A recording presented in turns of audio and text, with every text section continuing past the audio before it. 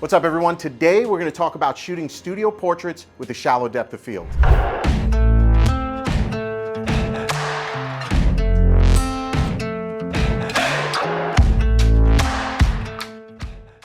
What's up, everyone? My name is Sal Sankata, and today I'm here with the beautiful Faren. Faren, throw out your Instagram. Give it to him. My name is Faren Aimee. You can find me at Faren Aimee, F-A-R-E-N-A-I-M-E-E.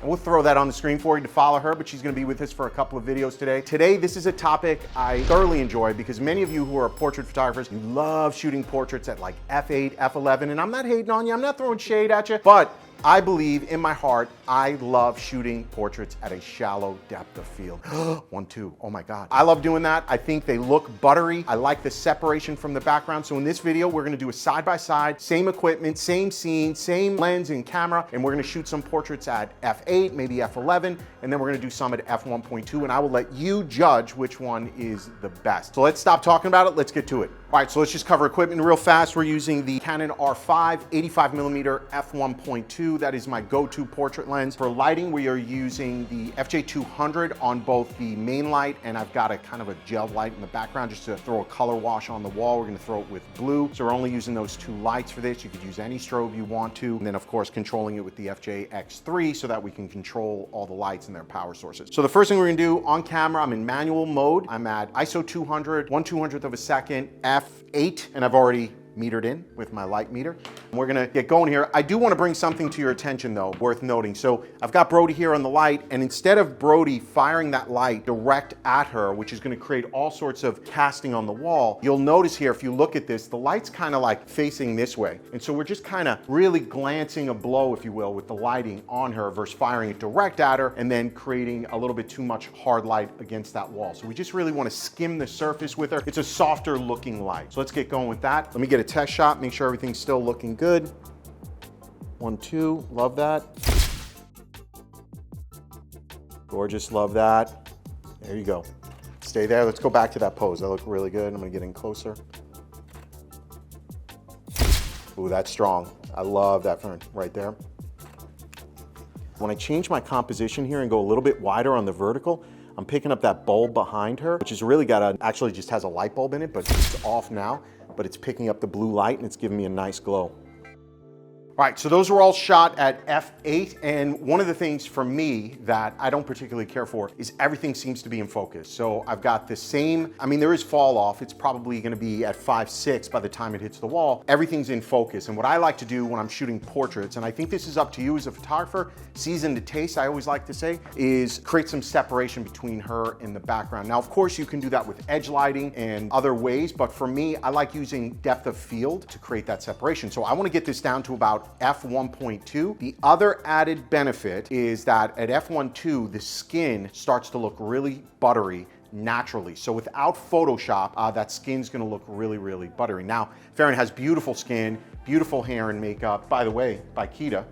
We need to get a little bit, Keita, she's just hanging out here, filming some behind the scenes. We'll throw Keita's information up if you're ever in the Northeast. She's out of DC, and she came up here to New York City just for us, so we appreciate you, Keita. So all that's done perfectly, but I still want to create a little bit of that separation. So what I'm going to end up doing is dialing this light down all the way, so I can do that from the trigger, and I'm just going to start it off at a power setting of 1, and then what I need to do is actually take a meter reading to make sure that this is still going to give me the light I'm looking for right on her face. So, and of course, we could move the light closer, move the light further away, but I still want a softer light on her. I'm gonna bump this up to a power of 3. And that gets us where we want.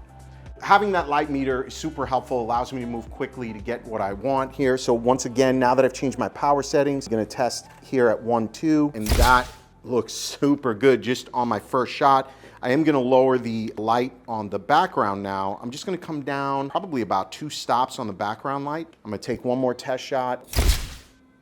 I love it. So we're gonna work through this, and this is my particular style of shooting. So I'm gonna shoot this, I'm gonna show you before and after. I'm curious what you want as we go through this, but just know the reason I'm doing this is I like the way it looks on skin. I like the separation from the background. I know those of you who are tried and true portrait photographers are twitching right now at the idea of shooting at 1.2, but if you're using the Canon RF system of glass, I'm telling you at 1.2, it is tack sharp. If you're not using the Canon RF system of glass, it sucks to suck. I'm just kidding, relax, okay? Everybody, calm down. Okay, let's work this, Faren. This is looking really, really good.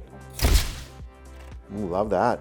All right, so I want to show you guys something that I'm not even sure most of your cameras do. On most of the digital cameras, the mirrorless cameras now, they have the ability to punch in, crop in on the sensor. So what does that mean? I've got an 85mm lens at 1.2, but I'd like it to be more like a 135. There is no 135 1.2 at this point. Maybe there's a 1.8 or a 2.0, but not a 1.2. So on the back of most of your cameras, this is why having 40 megapixels, 50 megapixels, you're not blowing these images up in Times Square. What happens is you can actually punch in on your sensor, check your cameras, but on the Canon, it's basically cropping aspect ratio. So in your menus, I've got something called cropping aspect ratio. I can now change this to 1.6, and that's basically gonna give me a 1.6 crop on the same image now, all digitally.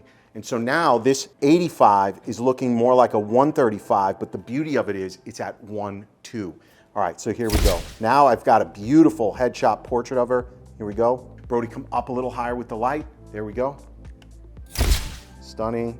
Keep your face there, just give me your eyes. That is killer, Faren. All right, everybody, that's a wrap. If you love this video, first of all, let us know in the comments which one was your favorite. Did you like the shallow depth of field, or did you like more f8 style of shot? Of course, they look completely different. But most importantly, if you want to hear from us in future videos, make sure you hit that bell. You got to hit the ding. Ding. The ding. Just keep ding, ding. I want to hear dings. Just ding the bell to get notifications on the next video we go live with. All right, that's it. Stay tuned. There'll be more videos with me and Faren.